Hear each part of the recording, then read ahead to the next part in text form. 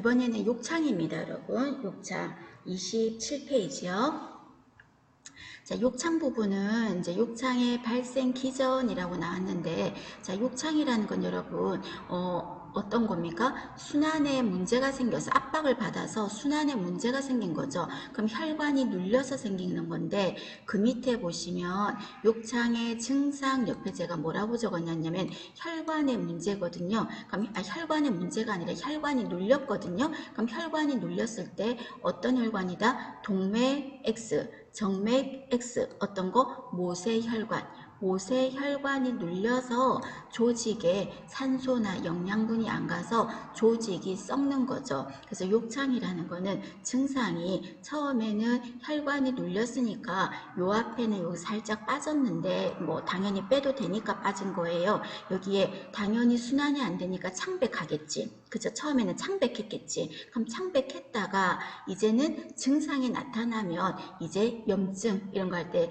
빨갛게 되잖아요. 그래서 이제 바로 비로소 이제 증상이 나타난 겁니다. 빨갛게 돼. 그리고 빨갰던 게 수포가 잡히고 그 수포가 터져서 흐물흐물해지는 거죠. 궤양 그리고 피부가 썩는 거죠. 그래서 이 욕창은 어디에 문제다? 피부계 질환에 들어갑니다. 피부가 썩은 거니까. 되셨습니까? 요거 알아두시고요. 피부계 질환이다. 순환계 질환 아닙니다, 여러분. 피부의 문제입니다. 그럼 욕창은 어떤 경우에 더 잘생기고 그런 게 있습니까? 했을 때 위로 올라가 보시면 욕창의 발생 기전이라고 돼 있죠. 1번에 지속적으로 압박을 받았을 때, 또 영양 상태가 불량할 때, 그리고 또 탈수와 같은 피부 상태일 때 발생의 위험이 높아요. 좀 더 적어볼까요, 여러분? 옆에다가 의식이 어떤 상태일 때, 없을 때, 의식이 없을 때 잘 생기죠. 그리고 또 편마비 환자, 못 움직이니까 편마비 환자, 이런 거 마비 환자 잘 생기겠죠. 또 어떤 경우에 생길 수 있다? 영양 상태, 그리고 또 몹시 마른 환자, 몹시 마른 환자, 그리고 또 부종이 심한 환자, 이런 환자들한테도 잘 생긴댔습니다. 그죠? 그리고 이때 피부가 압박을 받은 거잖아요. 압박을 받아서 금방 말한 것처럼 어디가 폐쇄된 거다, 눌린 거다? 모세혈관이에요. 조심하세요. 모세혈관이 폐쇄되어서 그쪽에 피가 안 가는 거죠. 피가 그쪽에 부족하다고. 그럼 피가 부족하다는 거를 무엇이라고 한다? 허혈이라고도 표현하는 거예요. 빈혈이야, 쉽게 말해서. 허혈. 허혈을 유발하는 거죠. 그래서 피부가 썩는 겁니다. 그럼 이때 3번에 보시면 짧은 시간에 아주 강도가 높은 압박을 받은 경우랑 오랜 시간에 조금씩 받은 거랑 어느 경우가 욕창이 잘 생긴다? 자, 입을 벌리세요. 장시간에 낮은 압박 쪽으로. 되셨습니까? 그 다음에 4번은 국소적인 압력이라는 거는 한 부분에만 받은 거야. 그리고 하나는 넓은 부위에 받아. 그럼 어디에 욕창이 더 잘 생긴다? 입 벌리세요. 국소적인 압력을 받는 부위가 욕창이 잘 생긴다. 보시고, 그러면 욕창은 어느 부위에 잘 생깁니까 하면은 사실은 환자가 어떤 자세를 했느냐에 따라서 욕창이 잘 생기는 부위는 달라져. 맞죠? 그러면 예를 들어서 뒤꿈치, 발 뒤꿈치, 그 다음에 극상돌기라는 거는 목뼈 있죠. 목뼈 쪽에서 척추까지 이어지는 그 부분, 튀어나온 부분을 말하거든. 그러니까 목뼈 쪽에 튀어나온 부분, 그런 극상돌기, 이런 데가 바닥에 닿는다는 거지. 그리고 청골, 좌골, 그리고 견갑골, 이런 데가 닿는 거죠. 이런 데가 뒤꿈치, 극상돌기, 이런 데가 닿는 게 파울러 자세. 파울러 자세가 뭐예요? 반좌위잖아. 그럼 반좌위를 하면 발 뒤꿈치도 닿고, 그리고 극상돌기라는 게 닿잖아요. 목뼈 쪽에. 그쵸? 그래서 이런 거는 파울러 자세를 했을 때 생기는 부위입니다. 이거를 막 일일이 외워서는 안 되지 않나? 어떤 체위를 물을지도 모르는데. 그죠? 그냥 떠올리셔야 돼. 압박을 받는 부위가 이 부분이라면 이 환자가 어떤 자세를 했겠다. 그걸 좀 떠올리자고요. 자, 그랬을 때 여러분, 여기에 보면 복입을 보세요. 복입. 자, 복이를 보면은 복이라는 건 엎드려 누운 자세죠. 그럼 엎드려 누워 있을 때 환자가 발가락 바닥에 닿지. 그 다음에 무릎 닿죠. 그럼 남자라면 생식기 닿죠. 여자라면 유방 이런 데 닿잖아. 그죠? 그리고 또 전두골 하는 데가 앞쪽이잖아. 그리고 하골 턱 쪽이잖아. 팔, 상완골, 흉골, 가슴 쪽이잖아. 그죠? 왜 같은 말을 이렇게 적었을까? 잘못 적었습니다. 그래서 이런 부분에 닿는 거는 다 바닥에 닿았을 때 자세 아닌가? 그래서 이 자세는 보기가 되는 거죠. 그래서 예를 들어서 80세 요양병원에 입원한 환자가 이러한데 욕창이 생겼다. 이 환자는 장시간 어떤 체위를 취했을까? 이런 물어볼 수도 있겠죠. 그러면 그 압박을 받는 부위가 어딘지를 머릿속에 떠올리셔서 체위 이름을 말해야 돼. 그러나 체위 중에서 가장 기본적인 체위는 어떤 거예요? 앙와이잖아요. 그래서 지금까지 앙와이를 했을 때 욕창이 잘 생기는 부위가 어디냐? 그거를 계속 물었습니다. 다른 거가 헷갈린다면 앙와이 기억하시면 돼. 그럼 앙와이는 베개를 안 베고 똑바로 누운 거거든. 그러면 바닥에 닿는 부분을 머리부터 발끝 쪽으로 스캔을 해봐요. 머릿속으로 떠올려서 어디가 닿아요? 후두부. 그죠? 그 다음에 날개축지, 견갑부.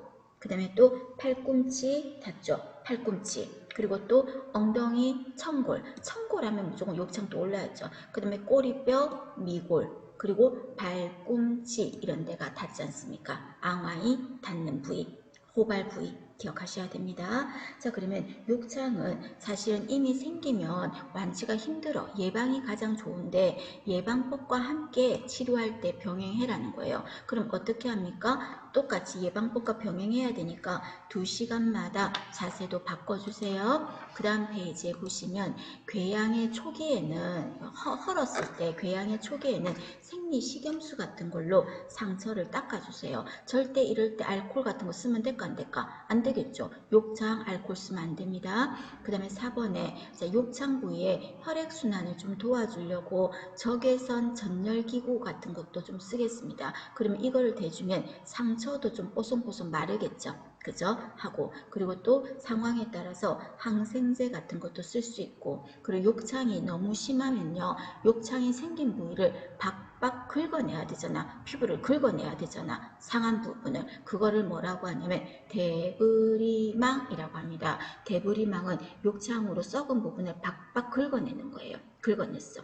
긁어내고 그리고 그 자리에 긁어낸 자리에 구멍이 뻥 뚫려 있으니까 여러분 상황에 따라서 피부 이식 같은 것도 할 수 있겠죠. 그럼 피부 이식을 했으면 그 피부 이식을 했는데 이불을 바로 덮어버리면 피부 이식한 부분이 뜯어질 수 있죠. 그래서 피부 이식 환자는 피부가 이불에 직접 닿으면 안 되니까 어떻게 합니까? 크레들이라는 거 떠올려야지. 그래서 크레들 하면은 화상 환자, 피부 이식 환자 떠올라야 되겠죠. 침구가 무겁게 느껴져서 압박을 받지 않게 하기 위한 기구 하면은 크레들입니다. 되셨죠? 보시고 그 다음에 또 욕창을 세척한다든지 방광을 세척한다든지 또는 위를 세척한다든지 무조건 세척이라는 말이 나오면 어떤 걸로 하자? 노말 셀라인 생리식염수를 가지고 세척을 하겠습니다.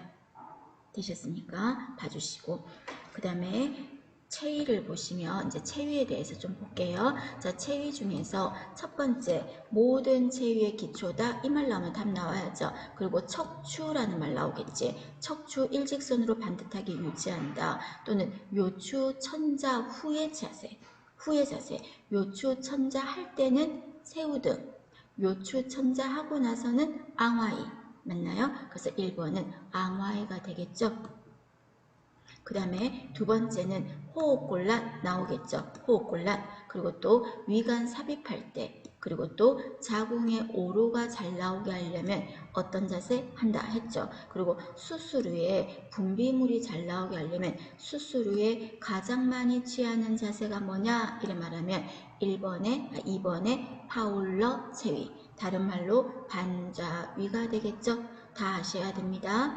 그 다음에 3번에 자 측이 옆으로 누웠어. 보기는 완전히 엎드린 건데 이 두 가지를 퓨전한 거야. 합한 거야. 합해서. 그리고 이 말은 다르게 말하면 엎드린 자세가 약간 걸쳐서 엎드렸다. 반복위라고 하죠. 그래서 이 자세는 어떤 자세다? 심스 체위가 됩니다. 그럼 심스 하면 뭐가 떠올라야 된다? 관장, 항문 이런 거 떠올라야 되겠죠. 심스.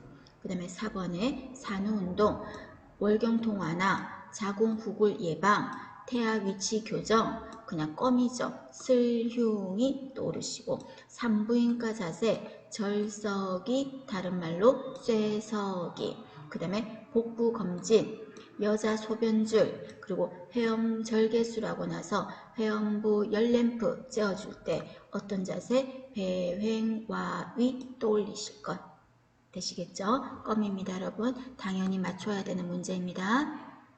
그 다음에 밑에 보시면 운동에 대해서 좀 보겠습니다. 자, 불용성 위축 무슨 말인데요? 사용하지 않아서 쪼그라들었대.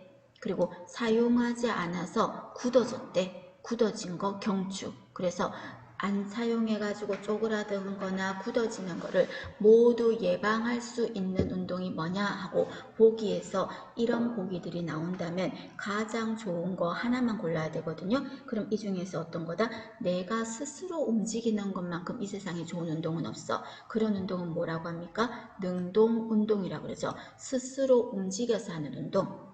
수동 운동은 스스로 못 움직여서 보조자의 도움을 받는 운동인 거잖아요. 그죠? 그럼 어떤 게 제일 좋다? 능동 운동이 운동 중에서 최고로 좋은 거. 되셨죠? 자, 그 다음에 이번에는 뭐를 구별하신다? 등장성 운동이라는 것과 등척성 운동을 구별하셔야 되겠죠. 이 부분은 달달달달 외운다기보다는 눈도장을 잘 찍어놔야 됩니다. 효과 뭐 또는 어떤 특징 이런 거를 좀 봐두셔야 됩니다. 그러면 제가 계속 말씀드리지만 등장성 운동은 어떤 특징이 있다냐면 길이가 변하는 거라 그랬죠. 길이가. 그죠? 그래서 팔굽혀펴기 생각해봐. 팔굽혀펴기 관절을 움직였지. 팔꿈치 관절 움직였으니까 길이가 짧아졌지. 펴니까 길어졌지. 짧아졌다 길어졌다 이렇게 되는 거예요. 왜? 관절을 움직였기 때문에. 그래서 여기서 키워드는 관절을 움직여서 이 말 들어가면 등장성 찾아. 그리고 또 길이가 변했다 이 말 나오면 등장성 찾아. 되셨습니까? 그래서 등장성은 움직여서 길이가 변한 거야. 그러나 힘은 변하진 않았어요. 굽혔을 때랑 폈을 때랑 힘이 달라진 건 아니잖아요. 길이만 변한 거예요. 그럼 대부분이가 우리가 일상생활하는 일상생활 활동, 스트레칭, 신체 운동, 그리고 또 능동적 가동 범위 운동, 이게 뭡니까? 굴곡, 신전, 외전, 내전 하면서 꼬부리고 굴곡, 신전 이런 거 있죠. 다 꼬부린 거잖아. 그리고 또 유산소 운동, 수영, 조깅, 자전거 다 구부리고 펴고 하잖아요. 이런 운동이 등장성 운동입니다. 아셔야 됩니다. 그러면 등장성 운동을 하면 어떤 점이 좋습니까? 했을 때 근육에도 좀 힘이 생기겠지. 자꾸 걷고 운동하면 그죠? 인내력도 커지겠죠. 그리고 심박동, 심폐기능 좋아질 거 아니야. 그래서 심폐기능이 좋아지는 거는 유산소 운동이나 이런 거잖아요. 등척성이 아니고.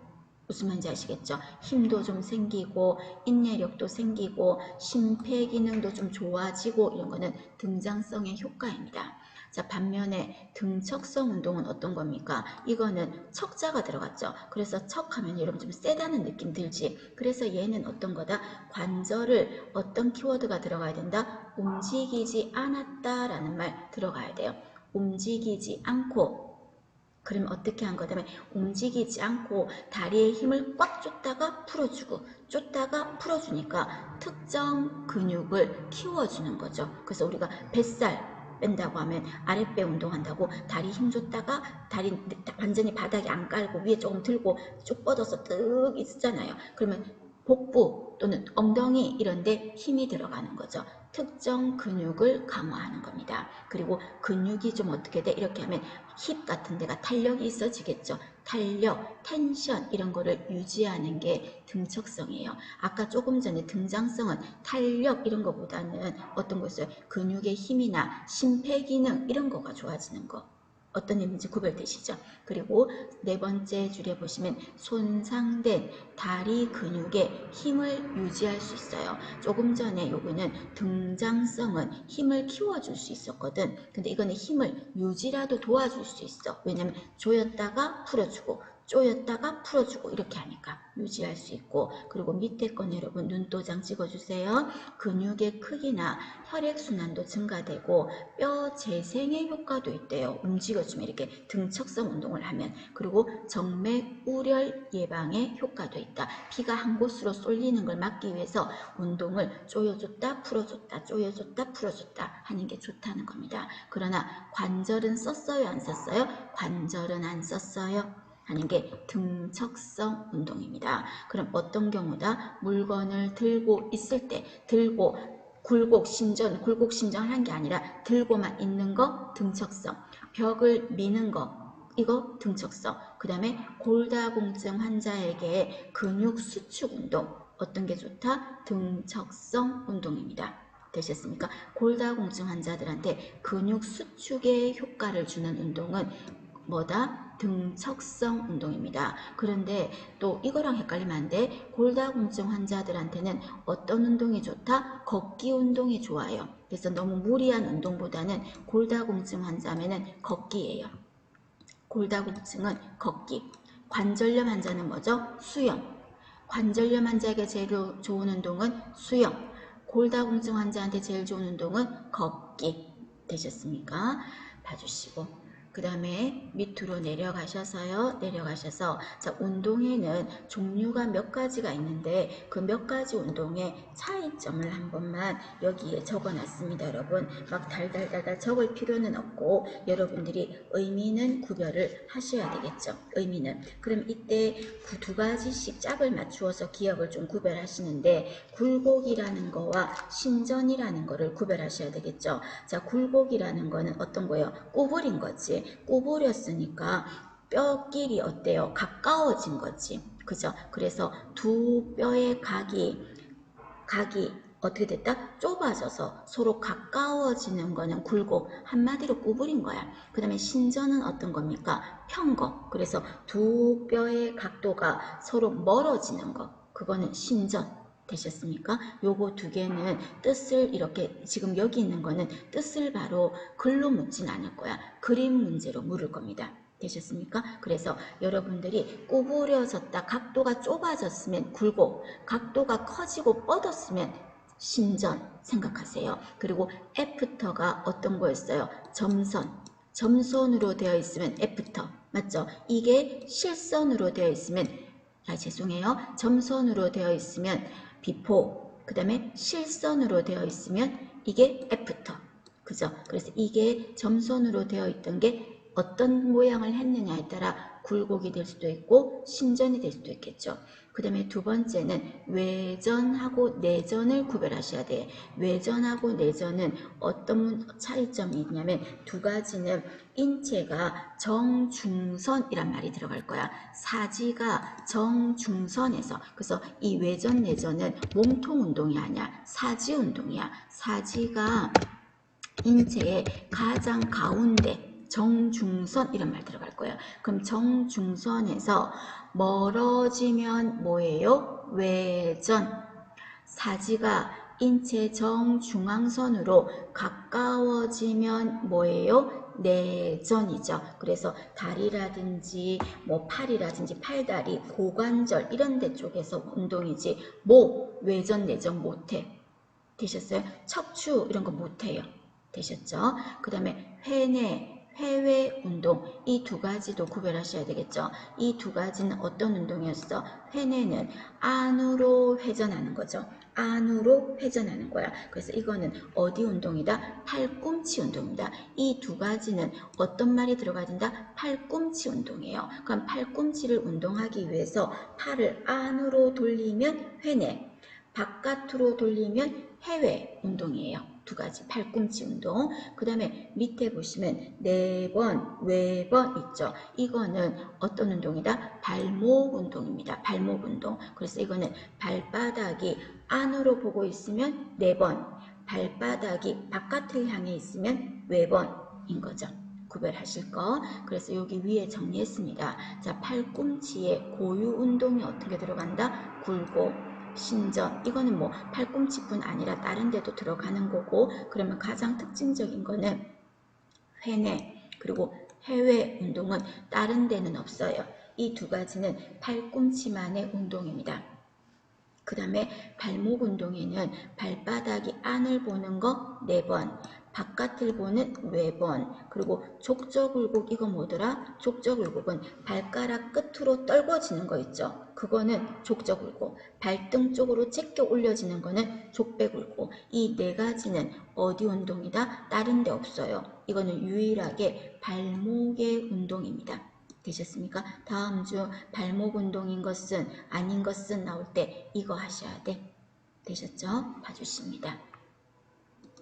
그 다음에 위로 올라가셔서요. 환자 이동 돕기 부분은 여러분들이 교재를 보시고 전체적으로 한번 훑으세요. 훑으시고 자, 그 중에서 조금 정정된 내용들이 있었죠. 그럼 정정된 내용에서 키워드는 어떤 환자냐면요. 편마비 환자였어. 편마비. 그래서 예전 책에는 편마비 환자가 지팡이를 썼다, 안 썼다 이렇게 말하면서 했을 때 어느 쪽에 서냐가 달랐잖아요. 그러니까 이제는 헷갈릴 게 없어. 그냥 편마비 환자는 지팡이를 쓰든 지팡이를 안 쓰든 지팡이 없던 환자의 어느 쪽에 쓴다? 불편한 쪽에 선다는 거. 바뀐 거 그죠? 불편한 쪽에 쓴다. 지팡이가 있던 없던 편마비 환자는 불편한 쪽에 선다는 거 봐주십니다. 그리고 불편한 쪽에 서서 환자의 불편한 쪽 팔을 잡고 이동을 하겠습니다. 불편한 쪽 팔을 잡고 이동을 합니다. 봐주시고요.